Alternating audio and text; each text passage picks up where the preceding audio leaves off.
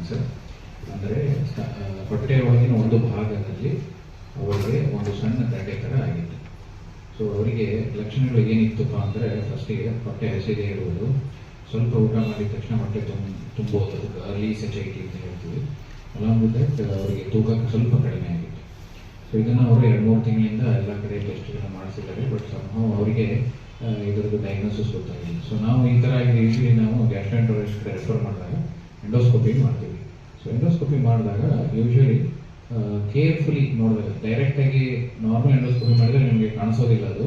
So carefully observe ಮಾಡಿದಾಗ ಒಂದು ಹೊಟ್ಟೆ ಭಾಗ, ಬಾಡಿ ಭಾಗ ಅಂತ ಹೇಳ್ತೀವಿ, ಬಾಡಿ ಪಾರ್ಟ್ ಆಫ್ ಸ್ಟಮಕ್, ಅಲ್ಲಿ ಒಂದು ಸ್ವಲ್ಪ ಏನು ಗಡ್ಡೆ ಥರ ಇತ್ತು. ಗಡ್ಡೆ ಅಂದರೆ ಸ್ವಲ್ಪ ರೇಸ್ಡ್ ಎಡ್ಜ್ ಅಂತ ಹೇಳ್ತೀವಿ. ಯೂಶಲಿ ಅದು ನಾವು ಬಯಾಪ್ಸಿ ತೊಗೊಂಡಾಗ ಗೊತ್ತಾಯಿತು ಅದು ಅರ್ಲಿ ಕ್ಯಾನ್ಸರ್ ಇದೆ ಅಂತ. ಸೊ ಈ ಥರ ಅರ್ಲಿ ಕ್ಯಾನ್ಸರ್ ಅಂದರೆ ಯೂಶಲಿ ಏನಪ್ಪ ಅರ್ಲಿ ಕ್ಯಾನ್ಸರ್ ಅಂದರೆ ಹೊಟ್ಟೆ ಭಾಗದಲ್ಲಿ 4 ಪದರಗಳಿರುತ್ತೆ. ಮ್ಯೂಕೋಸ, ಸಬ್ ಮ್ಯೂಕೋಸ, ಮತ್ತು ಮಸಲ್ ಲೇಯರು ಮತ್ತು ಸೀರೋಸ್. ಅಂದರೆ ಇದು ಟ್ಯೂಮರು ಮ್ಯೂಕೋದ ಒಳಗಡೆಯಿಂದ ಹೊರಗಡೆ ಹೆಂಗೆ ಜಾಸ್ತಿ ಹೋಗುತ್ತೋ ಆ ಥರ ಅಡ್ವಾನ್ಸ್ ಕ್ಯಾನ್ಸರ್ ಥರ. ಸೊ ಇದು ಮೊದಲನೇ 2ನೇ ಲೇಯರ್ ಒಳಗಡೆನೇ ಇದ್ದಿದ್ದ ಕಾರಣ ಅದನ್ನು ನಾವು ಅರ್ಲಿ ಕ್ಯಾನ್ಸರ್ ಅಂತ ಹೇಳ್ತೀವಿ. ಸೊ ಯೂಶಲಿ ಮೊದಲು ಈ ಥರ ಇತ್ತು ಅಂತಂದರೆ ಯೂಶಲಿ ಫಸ್ಟ್ ಆಫ್ ಆಲ್ ಇದನ್ನು ಕಂಡುಹಿಡಿಯೋದು ಸ್ವಲ್ಪ ಡಿಫಿಕಲ್ಟು.